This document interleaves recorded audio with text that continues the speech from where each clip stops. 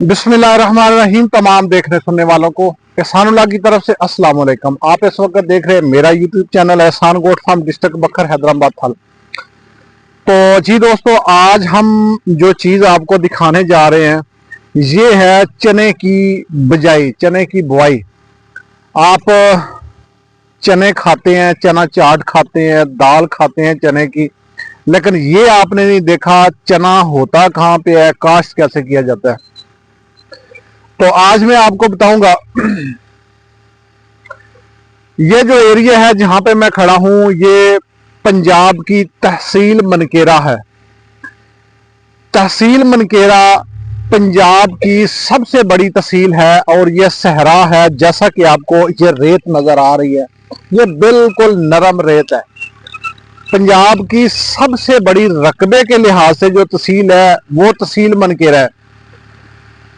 तो इसके अंदर हम खड़े हैं आज। अल्हम्दुलिल्लाह हम यहाँ पे डाल रहे हैं और ये सफेद चना और उसके अंदर कुछ गेहूं हमने अपनी बकरियों के लिए, ये इसको कहते हैं बेरडा। बेरडा ये मिक्स जो बीज किया जाता है चने के साथ, इसमें गंदम भी डाल लेते हैं, इसमें जौ भी डाल लेते हैं। तो ये मिक्स करके इसको बिजाई करते हैं जानवरों को, बकरों को, बकरियों को। फिर वो उससे सब्ज अलग कर लेते हैं। फिर और भी काफी चीजें होती हैं, मैं इंशाल्लाह वो भी आपको दिखाऊंगी जो चने से बनती हैं। तो आज सुबह मॉर्निंग में ही अल्हम्दुलिल्लाह हम इसकी बिजाई शुरू कर रहे हैं और इसकी बिजाई होती है अक्टूबर के अंदर। अक्टूबर का सारा महीना इसकी बिजाई होती रहती है और इंशाल्लाह ये पूरी सर्दियां गुजरेंगी। सर्दियों के बाद जाके ये जो चना है ये फसल बड़ी होगी। तो उसके बाद इसकी तकरीबन गंदम और इसकी जो कटाई है वो एक ही महीने में होती है, गर्मियों में जैसा कि वो होती है। गंदम और चना तकरीबन पंजाब के अंदर एक ही मौसम के अंदर पक जाता है, फिर उसकी कटाई होती है। तो यहाँ से अभी ये ऊपर ऊंची जगह, ये बरान होता है, इसमें बारिश वगैरह होती रहती है और बारिश के अंदर अल्लाह पाक इसको देता है और नीचे जमीन जो बारिश से होती है। मैं आपको दिखाता हूँ यहाँ पे ये जगह।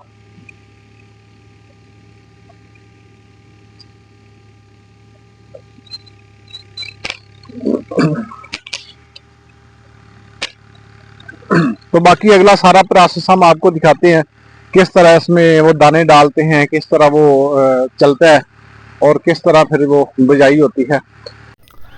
तो यहाँ पे हम अभी स्टार्ट करेंगे। सबसे पहले इसमें बीज डालते हैं। तो ये है जी ड्रिल, ट्रैक्टर के पीछे होती है, ये इसमें बीज डाला है, सफ़ेद चना और इसके अंदर जौ मिक्स की है। तो ये इस तरह इसके अंदर डाल लेते हैं और नीचे ये इसके पाइप लगे हुए हैं। इस साइड पे भी है, ये दो इसके ऊपर दरवाजे हैं। तो हर ट्रैक्टर के हिसाब से ये छोटी बड़ी होती है, इसको कहते हैं ड्रिल। इसके बीज जो है ये ज़मीन के अंदर जाता है, मिट्टी के अंदर हल लगती है, हल के बिल्कुल पीछे वाली साइड से ये बीज गिरता है और गिरने के बाद ये नीचे फिर जाता है। वो भी आपको दिखाते हैं कहाँ से जाता है। ये पाइप लगे हुए हैं जी इसके, ये नज़र आ रहे हैं। ये इसको 7 पाइप लगे हुए हैं। ये छोटा ट्रैक्टर है तो इसलिए, बड़ा हो तो 8 भी होते हैं, 9 भी होते हैं। तो यहाँ पे इसके अंदर बीज डाल के उसके बाद फिर इसको बंद करते हैं और यहाँ पे आगे हैं हम अपने टीले के ऊपर। ये रेत है, रेत। अभी रेत के अंदर इसकी बिजाई होगी। चना जो है ना जी, रेतले इलाके के अंदर जहाँ पे रेत होती है उसके अंदर बड़ा खुश होके होता है। तो अभी यहाँ से करते हैं ये स्टार्ट।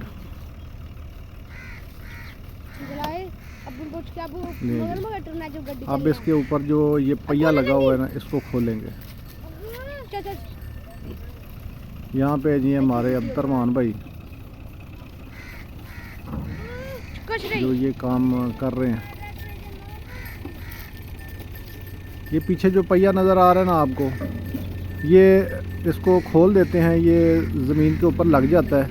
अभी अब्दुर्रहमान इसको खोलने लगा है। तो जब ये हल चलती है, ट्रैक्टर चलता है, उसके पीछे हल होते हैं और ये साथ ये पहिया जो है ना ये घूमना शुरू कर देता है। ये लोहे का है तो रेत के ऊपर ये भी घूमता जाता है और साथ ये उस गरारी को घुमाता है। वो शाफट होती है एक लंबी सी, जिसके ज़रिए ये बीज को नीचे गिराता है।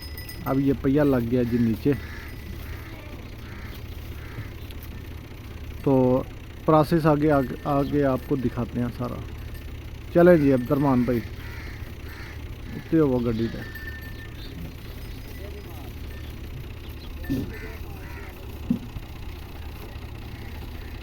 ले जी अभी गाड़ी चलेगी जी।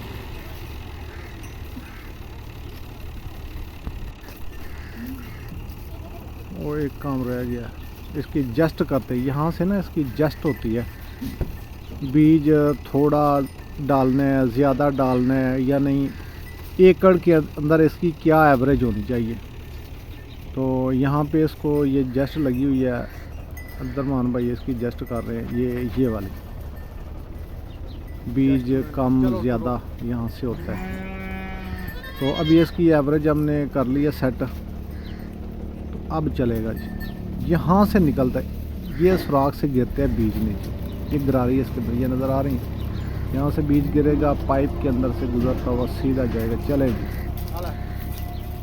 ये देखें जी नज़ारा, देखिए रेत के ऊपर किस तरह ट्रैक्टर चल रहा है, किस तरह जा रहा है। ये बहुत नरम रेत होती है। देखिए पाँव नीचे मेरे आपको नज़र आ रहे होंगे।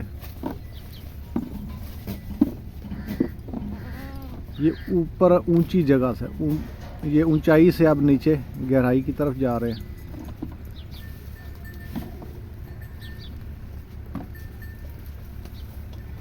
ये गया जी ट्रैक्टर, वो गया। तो ये तकरीबन हमारे यहाँ पे खुली ज़मीनें हैं 200 एकड़ जो होता है ना जी, और 25 एकड़ 200 कनाल 25 एकड़ का ये मरबा होता है। और एक मरबे के अंदर 3.5 बोरी 4 बोरी, ये बीज के हिसाब से। अगर बीज बारीक है तो कम होगा, अगर बीज मोटा है तो वो 4 बोरी 4.5 बोरी मरबे के अंदर आप ख़ुद तकसीम कर लें कि 25 एकड़ के अंदर उसकी कितनी आती है मिकदार, कितना बीज डाला जाता है। और अब ये ट्रैक्टर जा रहा है जी नीचे गहराई की तरफ। यहाँ से होता हुआ आगे चल गया जी, वो गया। तो ये बहुत खुला इलाका है, जहाँ तक नज़र जाएगी रेत ही रेत नज़र आएगी चमकती हुई। और कुछ दिनों के बाद ये फिर सब्ज़ होना शुरू हो जाती है। और सब्ज़ की जब सर्दियाँ आती हैं तो ये जो हमारा सहरा है ये सर सब्ज़ होता है हर तरफ। उसके बाद जैसे ही सर्दी गुज़रती है तो यहाँ पे सर सब्ज़ चने होते हैं और फिर उसके अंदर एक बूटी होती है, उसके फूल निकलते हैं रेड गुलाबी। तो ये पूरा कारपेट गुलाबी और सब्ज़ नज़र आ रहा होता है। तो ये दूर तक, यहाँ तक अब नज़र जाएगी ये रेत ही रेत आपको नज़र आएगी। और इंशाल्लाह फिर वीडियो बनाएंगे जब आपको चने दिखाएंगे। तो वो दूर बाजरा जो नीचे जगह होती है जहाँ पे पानी लगता है, वहाँ पे गंदम बाजरा वो होता है। और जो रेत होती है, ऊंचे जो टीले होते हैं, इसके ऊपर ब्रान चने होते हैं। सुबह सुबह जी सूरज निकल रहा है, सूरज निकलने के साथ ही स्टार्ट कर दी है। यहाँ से हमारा ट्रैक्टर गुज़र के गया है जी। जब रेत से ट्रैक्टर गुज़रता है तो कुछ इस तरह से फूल बनते हैं, उसके टायरों के जो निशान होते हैं वो इस तरह से नज़र आते हैं। तो अब देखते हैं ये हमारा ट्रैक्टर किधर गया है। वो ऊपर से घूम के आ रहा है। ये पूरी ज़मीन के ना साइड साइड से गुज़रता है, यानी चारों तरफ से इसको फेरते हैं। और साथ ये दिल होती है।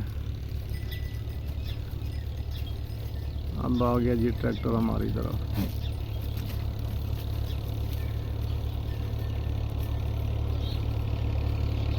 तो आप रेत के ऊपर चलता हुआ ट्रैक्टर और फिर हल, फिर ड्रिल, फिर चने की बुझाई, ये आप देख।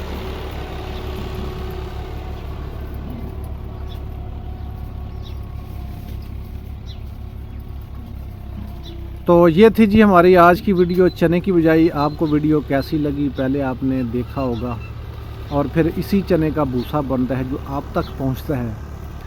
तो वीडियो देखने के लिए बहुत शुक्रिया। चैनल पर न्यू हैं सब्सक्राइब करें, वीडियो को लाइक करें। मिलते हैं नेक्स्ट वीडियो में, तब तक के लिए अल्लाह हाफिज़। अस्सलामु अलैकुम वरहमतुल्लाहि वबरकातुहू।